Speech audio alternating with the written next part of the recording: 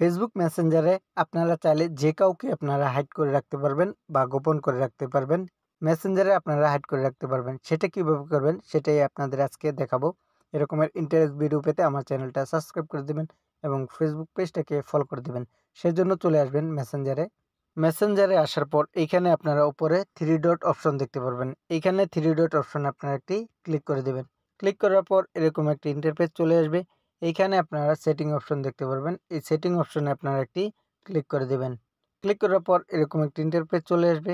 এখান থেকে আপনারা নিচের দিকে স্ক্রল করবেন। স্ক্রল করার পর এখানে আপনারা লেখা দেখতে পারবেন প্রাইভেসি অ্যান্ড সেফটি। এখানে আপনারা একটি ক্লিক করে দিবেন। ক্লিক করার পর এরকম একটি ইন্টারফেস চলে আসবে।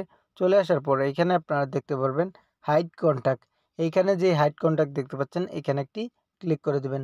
ক্লিক করার পর এরকম একটি ইন্টারফেস দেখতে পারবেন। এখানে উপরে এরকম একটি আইকন দেখতে পারবেন। এখানে যে আইকনটি দেখতে পাচ্ছেন এইখানে ক্লিক করে দিবেন। ক্লিক করার পর এখান থেকে আপনি যাকে চাচ্ছেন সেই নাম্বারটি আপনারা সার্চ করেও এখানে লিখতে পারেন বা এইখান থেকে আপনারা খুঁজে নিতে পারেন। এইখান থেকে আমি এই নাম্বারটি আপনাদেরকে হাইড করে দেখাচ্ছি। এজন্য আপনারা এটাতে ক্লিক করে দিবেন।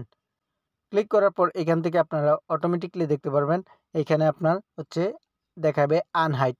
ক্লিক করার পর কিন্তু হাইড হয়ে যাবে। হাইড হওয়ার পর আপনারা পুনরায় কীভাবে তাদেরকে মেসেজ করবেন বা তাদেরকে খুঁজে পারবেন সেজন্য আপনাদের আবার পুনরায় এখানে হাইড কন্টাক্টের মধ্যে ক্লিক করতে হবে।